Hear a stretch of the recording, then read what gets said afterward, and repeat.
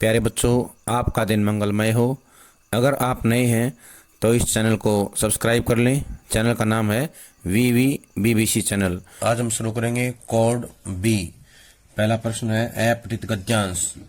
आज किसी भी व्यक्ति का सबसे अलग एक टापू की तरह जीना संभव नहीं रह गया है।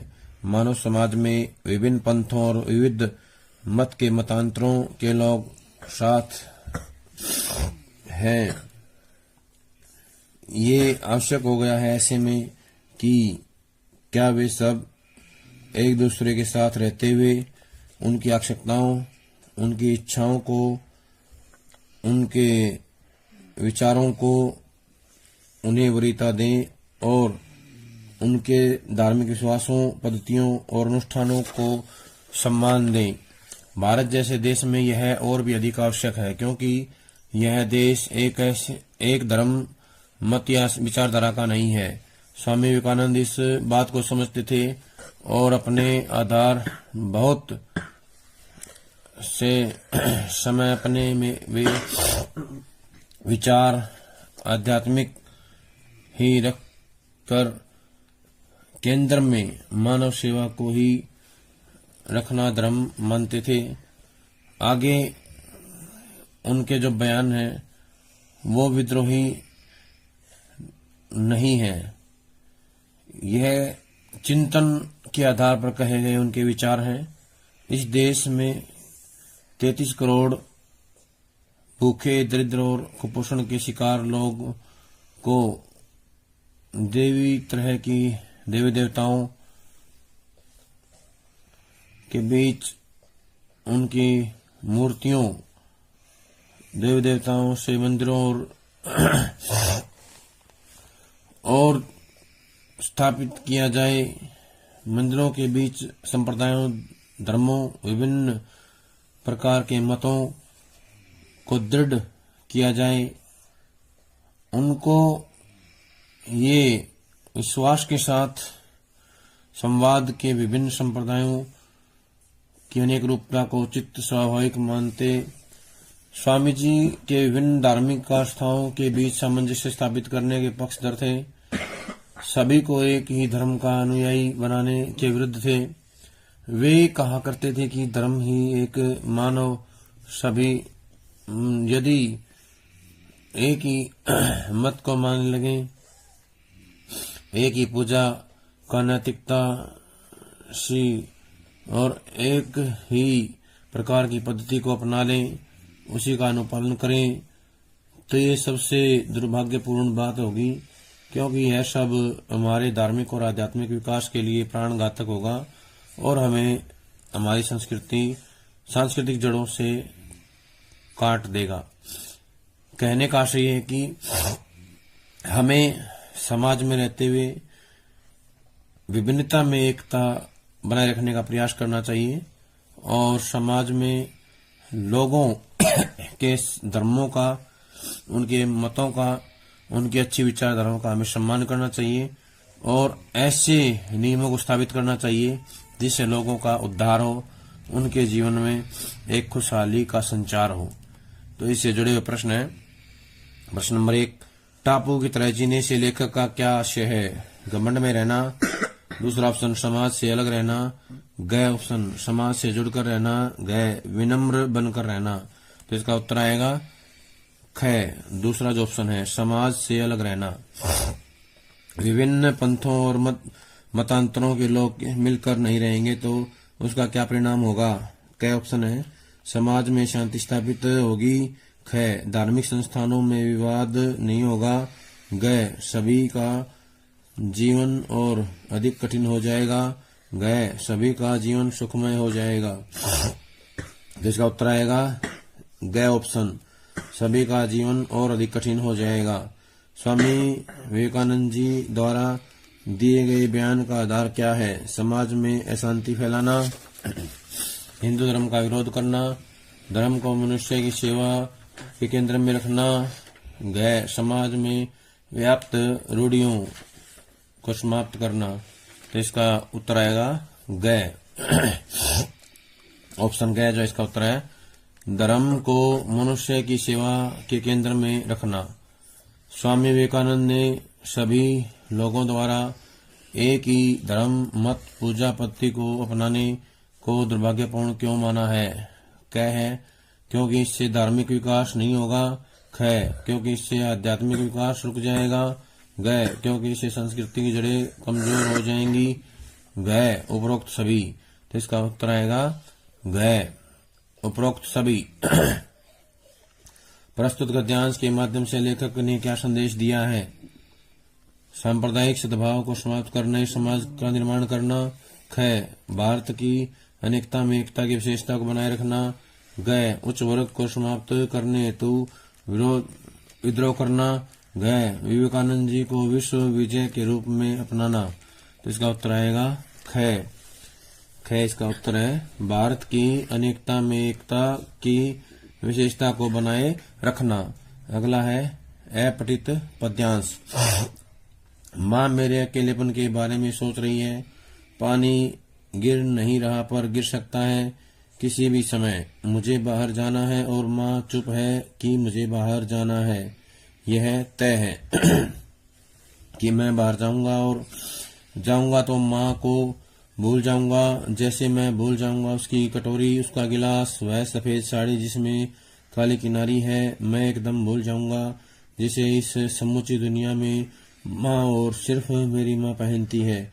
उसके बाद सर्दियां आ जाएंगी और मैंने देखा है कि सर्दियां जब भी आती हैं तो माँ थोड़ा और झुक जाती हैं अपनी परछाई की तरह। ऊन के बारे में उसके विचार बहुत सख्त हैं। मृत्यु के बारे में बेहद कोमल। पक्षियों के बारे में वह कभी कुछ नहीं कहती। हालांकि नींद में वह खुद एक पक्षी की तरह लगती हैं। जब वह बहुत ज्यादा थक जाती हैं तो उठा लेती हैं सुई और तागा। मैंने देखा है कि जब सब सो जाते हैं तो सुई चलाने वाले उसके हाथ देर रात तक समय को धीरे धीरे छीलते हैं जैसे वह मेरा फटा हुआ कुर्ता हो। पिछले 60 वर्षों से एक सुई और तागे के बीच दबी हुई है माँ। हालांकि वह खुद एक करघा है जिस पर 60 वर्ष बुने गए हैं। धीरे धीरे तह कर तह खूब मोटे और गज्जिन और खुरदरे 60 वर्ष।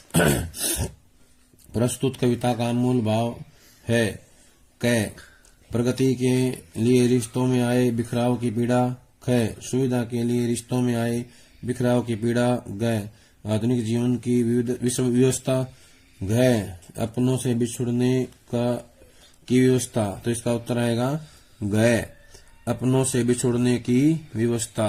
अगला प्रश्न है माँ की चुप्पी के कारण के विषय में कौन सा कथन असत्य है? बेटे का अजनबी प्रदेश में जाना। ख अजनबी प्रदेश में बेटे का अकेलापन। ग अपने अकेलेपन की चिंता। ग बेटे का उससे बिछुड़कर दूर जाना। तो इसका उत्तर आएगा ग अपने अकेलेपन की चिंता। ये इसका उत्तर है। पानी गिरा नहीं पर गिर सकता है किसी भी समय का आशय है। किसी भी समय वर्षा हो सकती है। ख माँ की आंखों से कभी भी आंसू गिर सकते हैं। ग माँ के सब्र का बांध कभी भी टूट सकता है। घ माँ की हिम्मत कभी भी जवाब दे सकती है। तो इसका उत्तर आएगा ख माँ की आंखों से कभी भी आंसू गिर सकते हैं। कवि की चिंता का मुख्य कारण है बढ़ती उम्र में माँ का अकेलापन। ख बढ़ती उम्र में माँ का स्वास्थ्य। ग शहरी परिवेश में माँ को भूल जाना। ग शहरी परिवेश में जुड़ी चीजें भूल जाना। तो इसका आएगा उत्तर ग शहरी परिवेश में माँ को भूल जाना। माँ सुई और तागे से क्या छीलने का प्रयास कर रही है? समय की गति को, बेटे के फटे कुर्ते को, रिश्तों को, गरीबी को। तो इसका उत्तर आएगा क समय की गति को छीलने का प्रयास कर रही है। आगे है प्रश्न हमारे काव्यांश के आधार पर। दूसरा काव्यांश है दिवसावसान का समय मेघमय आसमान से उतर रही वह संध्या परिसी सुंदर परिषी धीरे धीरे धीरे। तिमिरांचल में चंचलता का नहीं कहीं आभास, मधुर मधुर है दोनों उसके अधर, किंतु जाता गंभीर नहीं है उनमें हास विलास। हंसता है तो केवल तारा एक, गुथा हुआ उन घुंघराले काले काले बालों से। हृदय राज्य की रानी का वह करता है अभिषेक। अलसता की सी लता किंतु कोमलता की वह काली सखी। नीरवता के कंधे पर डाल बाह, छासी अंबर पथ से चली। नहीं बजती उसके हाथों पर कोई वीणा, नहीं होता है कोई अनुराग राग आलाप। नुपुरों में भी रुनझुन नहीं, सिर्फ एक अव्यक्त शब्द सा चुप चुप चुप है गूंज रहा शुभ कहीं। इस काव्यांश में डैश काल का वर्णन है, प्रातःकाल, संध्या काल, दोपहर, रात का। तो इसका उत्तर आएगा संध्या काल का। निम्नलिखित में से कौन सा कथन सत्य है? बादलों से गिरे आसमान से कवित्री जैसी नायिका धरती पर उतर रही है। ख, मेघमय आसमान से भोर काल रूपी परी जैसी नायिका धरती पर उतर रही है। ग, बादलों से गिरे आसमान से संध्या रूपी परी जैसी नायिका धरती पर उतर रही है। ग, बादलों से गिरे आसमान से चांदनी रूपी परी जैसी नायिका धरती पर उतर रही है। तो इसका उत्तर आएगा ग, बादलों से गिरे आसमान से संध्या रूपी परी जैसी नायिका धरती से उतर रही है। अगला प्रश्न है, दिवसावसान शब्द में स्वर संधि का डैश भेद है? दीर्घ स्वर संधि, ख, गुण स्वर संधि, ग, यण स्वर संधि, ग, अयादि स्वर संधि। तो इसका उत्तर आएगा क, दीर्घ स्वर संधि। तिमिरांचल में चंचलता का आभास नहीं होने से क्या अभिप्राय है? क, हवा नहीं चल रही है। ख, वातावरण शांत है। ग, शाम में सब चुप होते हैं। घ, चारों ओर अंधेरा है। तो इसका उत्तर आएगा ख, वातावरण शांत है। कथन ए और आर को पढ़कर उचित विकल्प चुनिए। कथन ए, संध्या की सखी नीरवता है। कारण आर, संध्या में जो निस्तब्धता रहती है वह उसकी सखी है। कथन ए सही है किंतु कारण आर उसकी गलत व्याख्या है।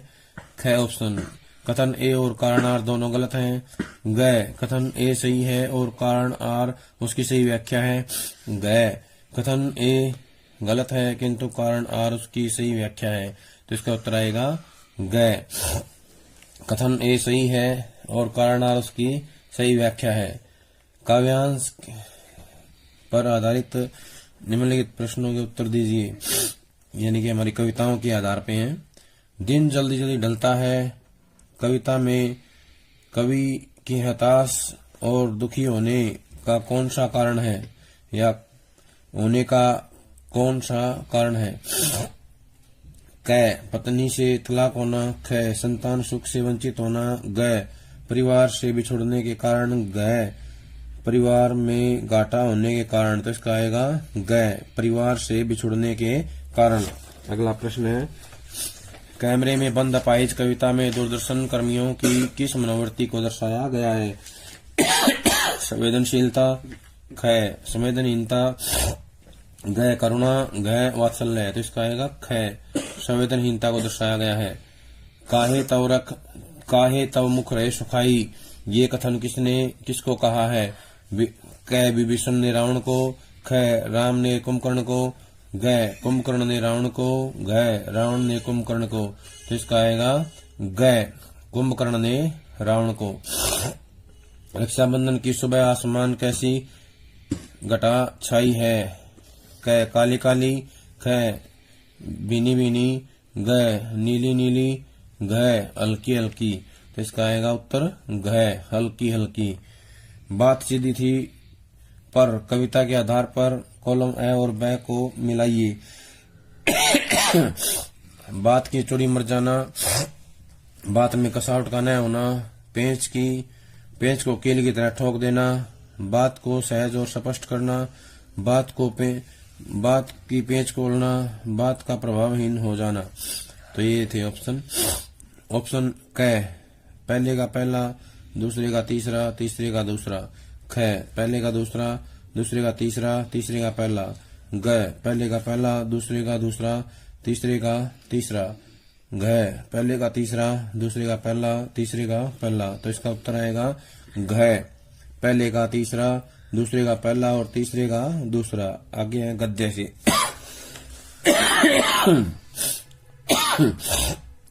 भक्तिन के संदर्भ में निम्न में से कौन सा कथन सही नहीं है?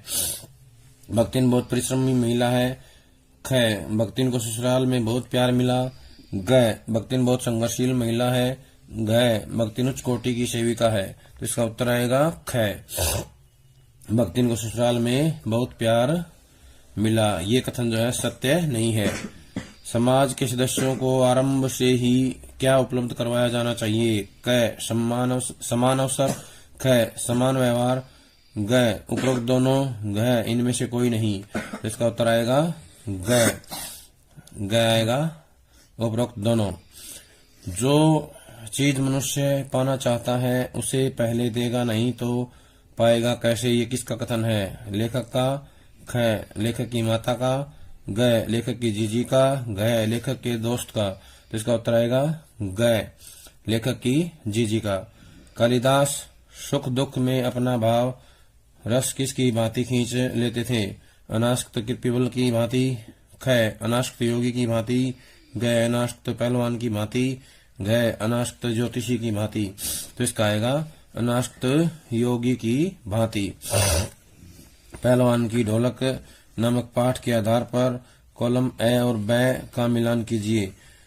चार चांद लगाना, हरा देना, मिट्टी सुंघाना, आक्रमण करना, टूट पड़ना, खूब प्रसिद्धि पाना। तो इसका मिलान करना है। तो देखें ऑप्शन क में दिया गया है पहले का तीसरा, दूसरे का पहला, तीसरे का दूसरा।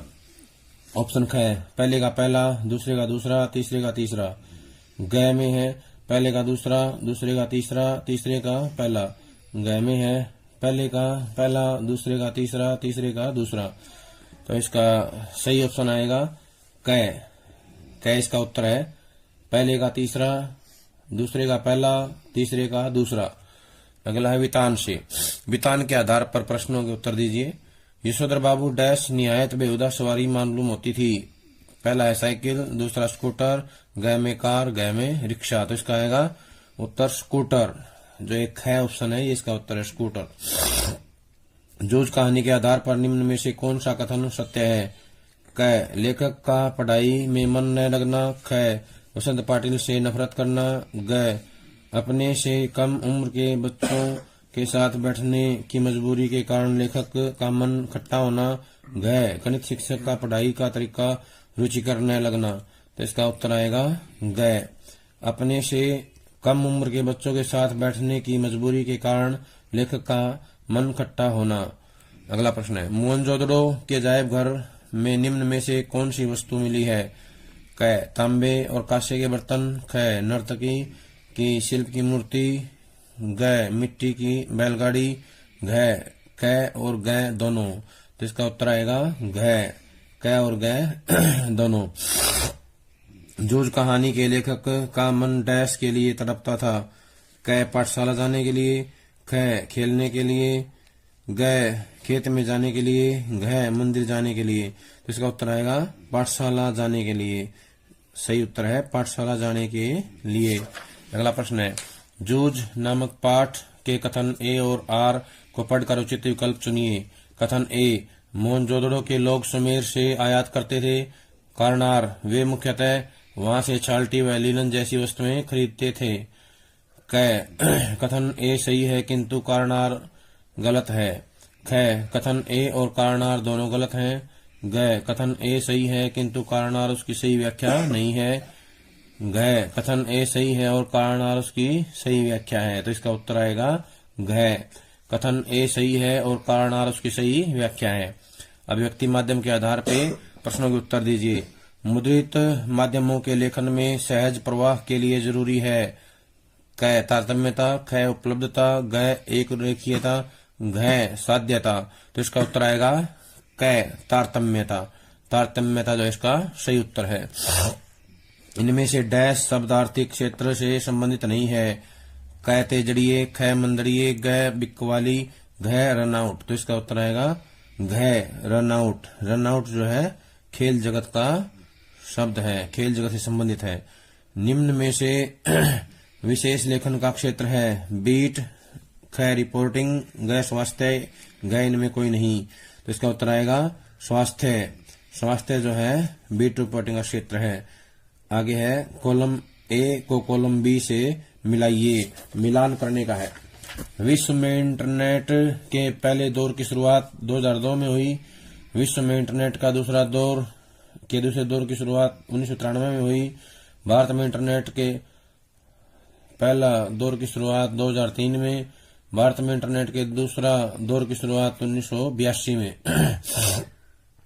ऑप्शन दिए हुए हैं कै में पहले का तीसरा, दूसरे का चौथा, तीसरे का दूसरा, चौथे का पहला। ख में है पहले का चौथा, दूसरे का पहला, तीसरे का दूसरा, चौथे का तीसरा। ग में पहले का दूसरा, दूसरे का तीसरा, तीसरे का पहला, चौथे का चौथा। घ में पहले का पहला, दूसरे का दूसरा, तीसरे का चौथा, चौथे का तीसरा। तो इसका आएगा उत्तर ख।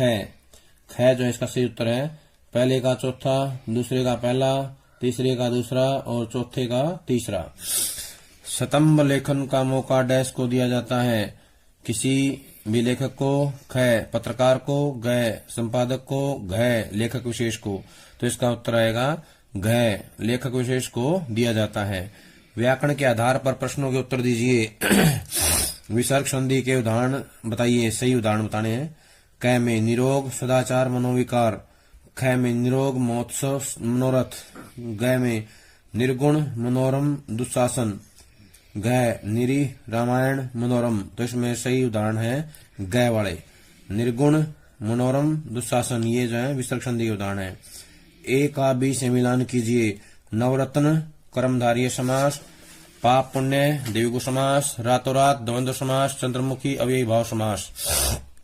ऑप्शन दिए हुए हैं क में पहले का तीसरा, दूसरे का चौथा, तीसरे का दूसरा, चौथे का पहला। ख में पहले का दूसरा, दूसरे का तीसरा, तीसरे का चौथा, चौथे का पहला। घ में पहले का पहला, दूसरे का दूसरा, तीसरे का तीसरा, चौथे का चौथा। घ में पहले का चौथा, दूसरे का पहला, तीसरे का दूसरा, चौथे का तीसरा। तो इसका सही आएगा ख। ख इसका सही उत्तर है। पहले का दूसरा, दूसरे का तीसरा, तीसरे का चौथा, चौथे का पहला। अनुरूप समस्त पद में डैश समास है। अव्ययी भाव समास, ख कर्मधारय समास, ग बहुब्रीहि समास, घ तत्पुरुष समास। तो इसका उत्तर आएगा क अव्ययी भाव समास। माता पिता के ऊपर श्रद्धा रखो वाक्य में किस प्रकार का दोष है? शब्द क्रम संबंधी, ख वाक्य प्रयोग संबंधी, ग पुनरुक्ति संबंधी, घ परसर्ग संबंधी। तो इसका वाक्य प्रयोग संबंधी दोष जो है इसमें पाया गया है। निम्नलिखित में से शुद्ध वाक्य छांटिए। अपने जूते को निकालो। ख मैं प्रातः चलने जाता हूँ। ग मेरा संपूर्ण विश्वास है। घ उसने अपनी प्रतिज्ञा तोड़ दी। तो इसका उत्तर आएगा घ उसने अपनी प्रतिज्ञा तोड़ दी। ये जो है शुद्ध वाक्य है। नैतिक शिक्षा के आधार पर प्रश्न उत्तर दीजिए। सत्य, प्रेम व अच्छाई के मार्ग की बाधाओं को पार करने का सामर्थ्य कौन प्रदान कर सकता है? धार्मिकता, ख आध्यात्मिकता, ग सांप्रदायिकता, घ संकीर्णता। तो इसका सही उत्तर आएगा आध्यात्मिकता। ख जो है इसका सही उत्तर है आध्यात्मिकता। अगला प्रश्न है, मदनलाल ढींगरा के बारे में निम्न में से कथन असत्य है? इनके पिता का नाम राय साहब दितामल था। ख मोहनलाल इनके बड़े भाई थे। ग इनका जन्म 1985 में हुआ। घ इनको 1909 में फांसी दे दी गई। तो इसका जो उत्तर आएगा वो ग आएगा। इनका जन्म 1985 में हुआ। जगत की उत्पत्ति के कारणों को डैश खोजा जा रहा है। क आदिकाल से, ख मध्यकाल से, ग प्राचीन काल से, घ वैदिक काल से। तो इसका उत्तर आएगा घ वैदिक काल से खोजा जा रहा है। कॉलम ए को बी से मिलाइए। दुर्गा देवी दिल्ली कांग्रेस अध्यक्ष बनी 1929 में। दुर्गा देवी ने मॉन्टेसरी स्कूल खोला 1937 में। असेंबली में विस्फोट हुआ 1940 में। तो इसका मिलान करना है। क में रखा है पहले का दूसरा, दूसरे का तीसरा, तीसरे का पहला। ख में पहले का पहला, दूसरे का दूसरा, तीसरे का तीसरा। ग में पहले का तीसरा, दूसरे का पहला, तीसरे का दूसरा। ग में पहले का दूसरा, दूसरे का पहला और तीसरे का तीसरा। इसका उत्तर आएगा क। क इसका सही उत्तर है। पहले का दूसरा, दूसरे का तीसरा, तीसरे का पहला। पांचवा प्रश्न है, पाप से घृणा करो पापी से नहीं, ये कथन किसका है? क महात्मा गांधी का, ख महात्मा बुद्ध का, ग ईसा मसीह का, घ विवेकानंद का। तो इसका उत्तर आएगा ग। ग इसका उत्तर है, ईसा मसीह का ये कथन है। प्यारे बच्चों, ये था हमारा कोड बी। आगे अगला कोड आता है, तब तक इसको अच्छे से याद कर लें। सभी का बहुत बहुत धन्यवाद।